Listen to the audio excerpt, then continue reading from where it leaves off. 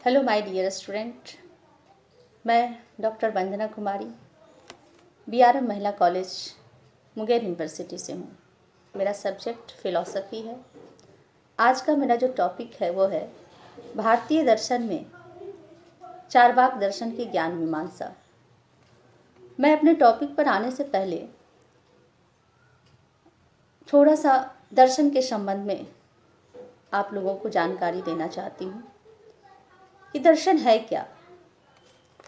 दर्शन का अंग्रेजी फ़िलॉसफ़ी होता है। फ़िलॉसफ़ी दो शब्दों के योग से बना है, फ़िलॉस और सोफिया। फ़िलॉस का अर्थ प्रेम और सोफिया का अर्थ ज्ञान होता है, अर्थात ज्ञान के प्रति प्रेम ही फ़िलॉसफ़ी है।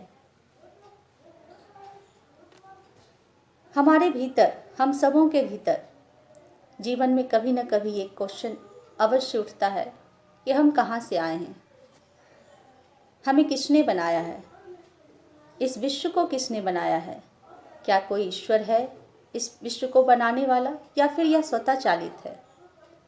हमारा जन्म हुआ है, फिर मृत्यु क्यों हो जाता है, और इस मृत्यु के बाद भी क्या जीवन रहता है या हम समाप्त हो जाते हैं।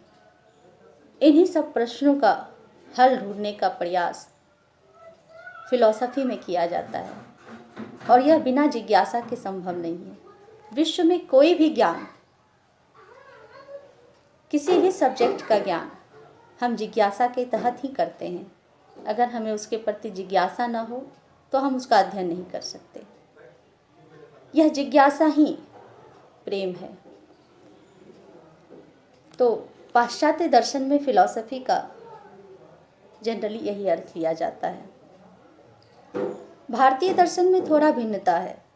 भारतीय दर्शन में दर्शन शब्द दृश्य धातु से उत्पन्न हुआ है, जिसका अर्थ होता है जिसके द्वारा देखा जाए। तो ये देखा क्या जाए। भारतीय दर्शन व्यवहारिकता से जुड़ा हुआ दर्शन रहा है। यहाँ दर्शन केवल बौद्धिक चिंतन नहीं है। यहाँ की मान्यता है कि हमारा जो जीवन है वह दुखों से परिपूर्ण है, और यह दुख तभी दूर हो सकता है जब जीव अपने आध्यात्मिक स्वरूप को जान जाए, अपने आत्म स्वरूप का उसको साक्षात्कार हो जाए, तभी वह इस दुखों से मुक्त हो सकता है। तो इस आत्मा का दर्शन ही, इसे देखना ही यहाँ दर्शन का मुख्य उद्देश्य रहा है। यही कारण है कि भारतीय दर्शन को आध्यात्मिक दर्शन कहा जाता है और पश्चिम के दर्शन को बौद्धिक दर्शन कहा जाता है। भारतीय दर्शन में हम मुख्यतः 9 दर्शन का अध्ययन करते हैं, जिसमें कि 3 दर्शन जो है वो नास्तिक दर्शन कहलाते हैं और 6 दर्शन जो हैं आस्तिक दर्शन कहलाते हैं। आस्तिक और नास्तिक का डिवीज़न जनरली यही किया जाता है कि जो ईश्वर में विश्वास करते हैं उन्हें आस्तिक कहा जाता है, और जो ईश्वर में विश्वास नहीं करते हैं उन्हें नास्तिक कहा जाता है। लेकिन भारतीय दर्शन में थोड़ा बृहद अर्थ में आस्तिकता और नास्तिकता का डिवीज़न किया गया है। यहाँ वेद को मूल आधार माना जाता है। तो जो विचारक वेद में विश्वास करते हैं उन्हें आस्तिक कहा जाता है, जो वेद में विश्वास नहीं करते हैं उन्हें नास्तिक कहा जाता है। एक तरह का यह डिवीज़न है। दूसरे तरह का डिवीज़न है पुनर्जन्म। जो विचारक पुनर्जन्म में विश्वास करते हैं उन्हें आस्तिक कहा जाता है, जो पुनर्जन्म में विश्वास नहीं करते हैं उन्हें नास्तिक कहा जाता है। और एक तो जो जनरली सभी जानते हैं कि जो ईश्वर में विश्वास करते हैं वो आस्तिक, जो ईश्वर में विश्वास नहीं करते हैं वो नास्तिक हैं। तो इस आधार पर भारतीय दर्शन में जो 6 दर्शन हैं, न्याय, वैशेषिक, सांख्य, योग, मीमांसा और वेदांत, ये 6 दर्शन वेद को पूर्णतः स्वीकार करते हैं। लेकिन जो 3 दर्शन हैं, चारवाक, जैन और बौद्ध, उसमें से जैन और बौद्ध दर्शन ईश्वर में विश्वास नहीं करते हैं, लेकिन वो पुनर्जन्म को स्वीकार करते हैं।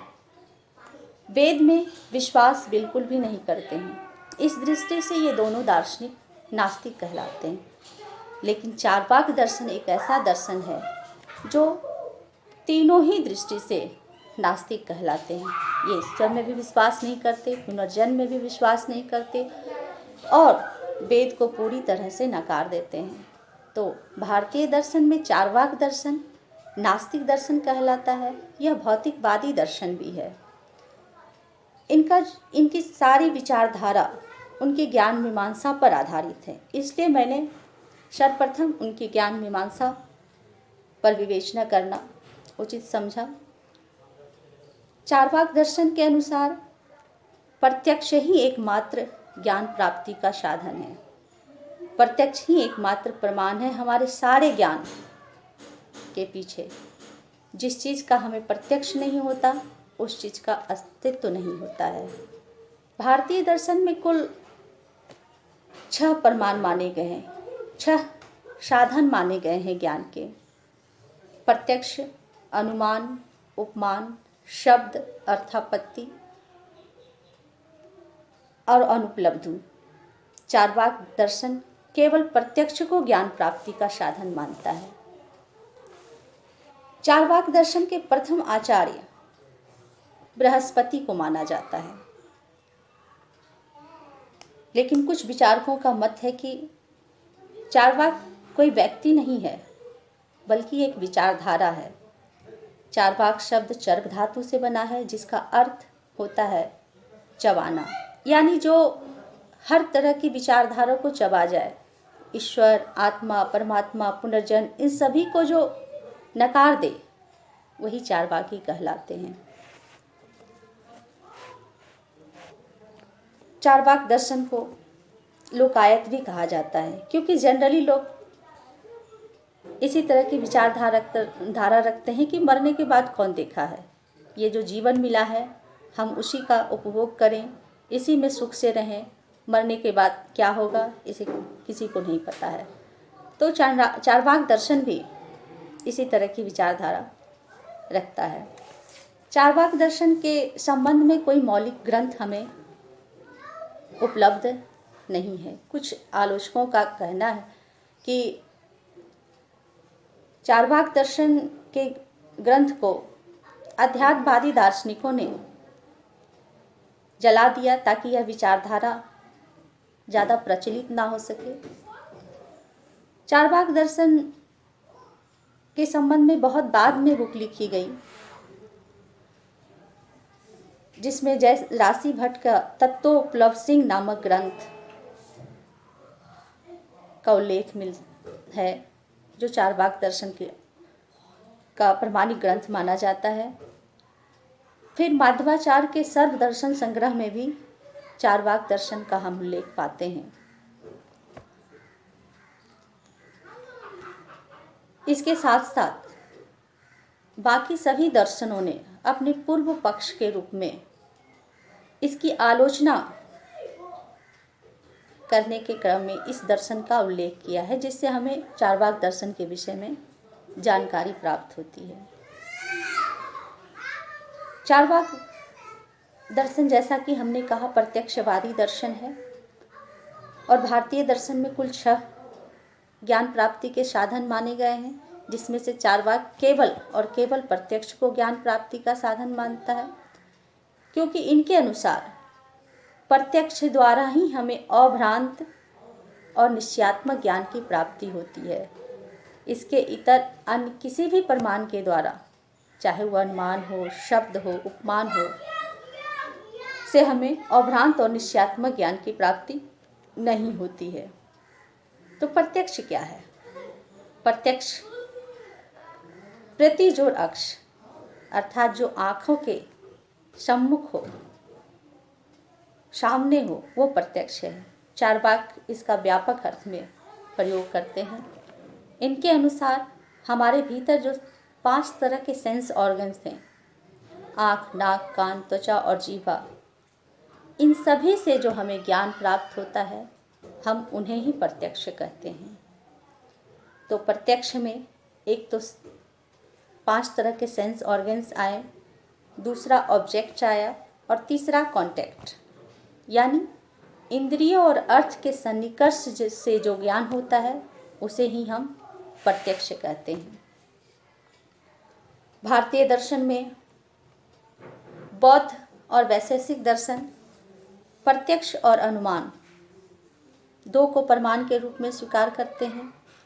जैन सांख्य अनुमान प्रत्यक्ष, अनुमान और शब्द इन तीन प्रमाणों को स्वीकार करते हैं। न्याय दर्शन प्रत्यक्ष, अनुमान, शब्द और उपमान इन चार प्रमाणों को स्वीकार करते हैं।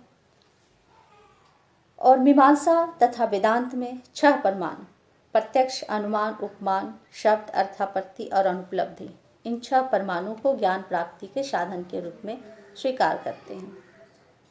चार्वाक दर्शन अपने प्रत्यक्ष प्रमाण की स्थापना के लिए वो अनुमान प्रमाण का खंडन करते हैं।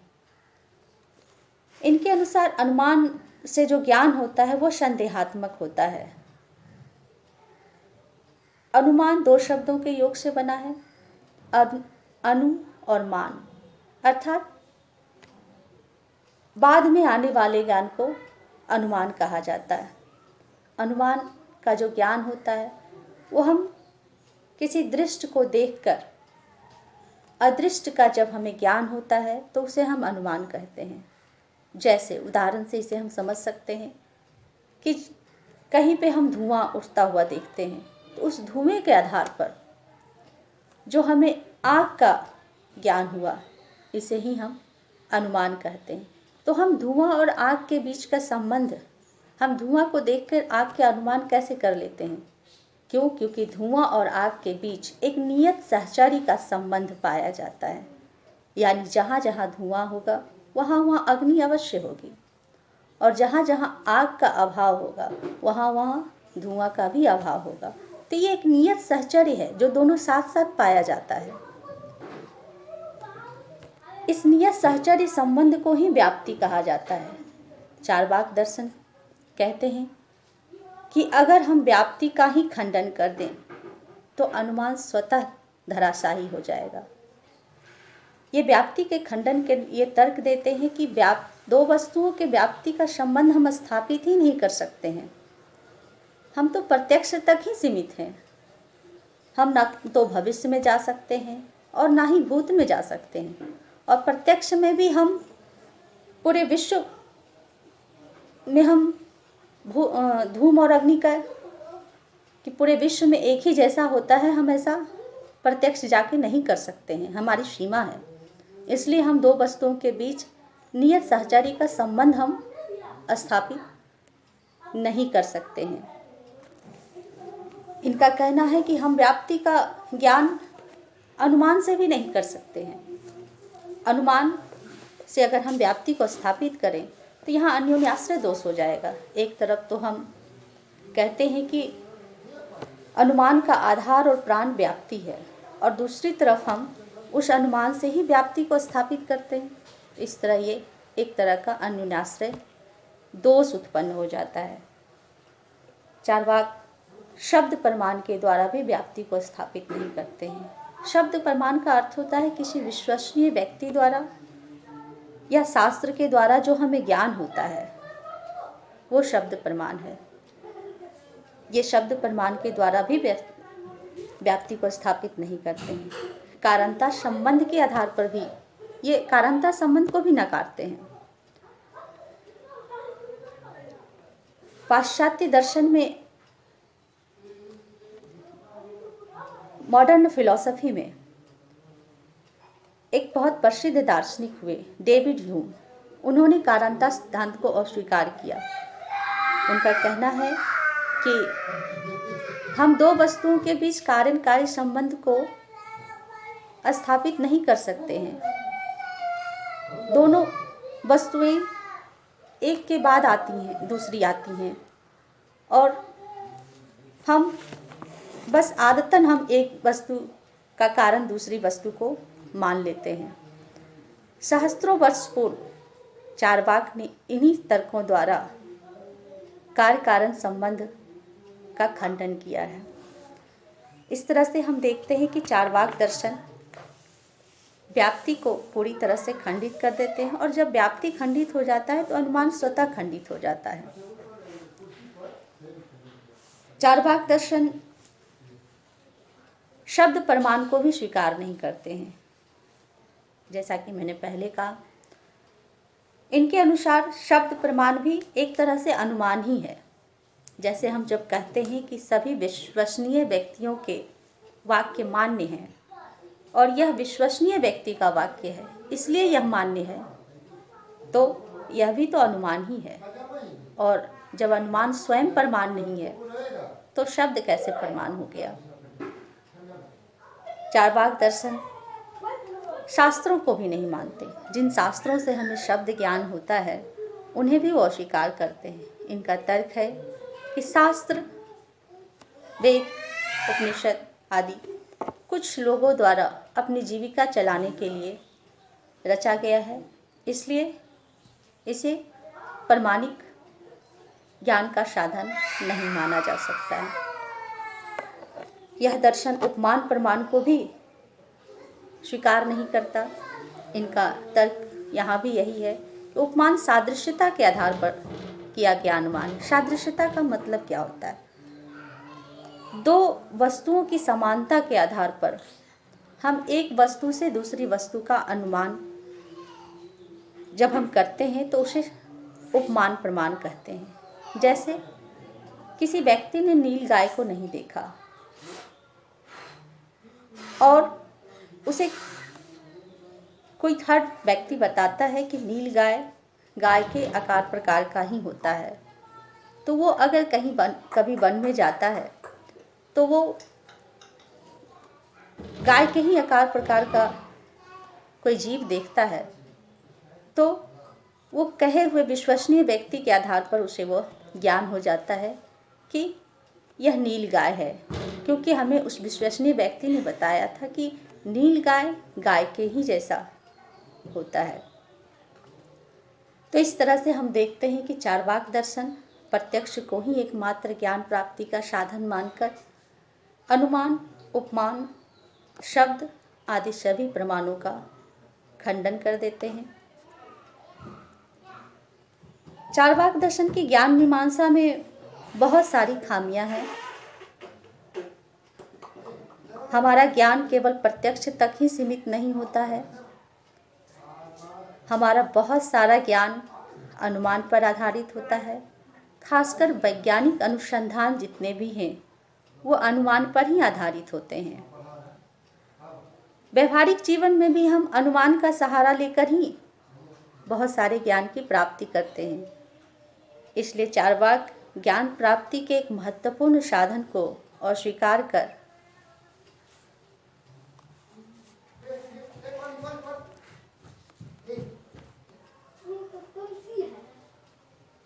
कहीं न कहीं ज्ञान की सीमा को सीमित कर देते हैं। चार्वाक दर्शन ज्ञान प्राप्ति के साधन के रूप में एकमात्र प्रत्यक्ष को मानकर वो आत्मा, ईश्वर, परमात्मा इन सभी का जब वो खंडन करते हैं तो एक तरह से वो स्वयं अनुमान का सहारा ले रहे हैं। तो अनुमान का सहारा भी लेते हैं और अनुमान का खंडन भी करते हैं, तो एक तरह से उनके दर्शन में विरोधाभास आ जाता है। इन सब खामियों के रहते हुए भी चार्वाक दर्शन की महत्ता भारतीय दर्शन में है, इस दृष्टि से कि भारतीय दर्शन को रूढ़िमुक्त बनाने में और प्रगतिशील बनाने में चार्वाक दर्शन का महत्वपूर्ण योगदान रहा है। चार्वाक दर्शन ने ऐसे ऐसे तर्क उठाए हैं जिसका जवाब देने के लिए बहुत सारे दार्शनिक आगे आए। तो इस दृष्टि से चार्वाक की ज्ञान मीमांसा में खामियां होते हुए भी इस दर्शन की महत्ता है। इसी के साथ हमारा ये लेक्चर समाप्त होता है। Thank you.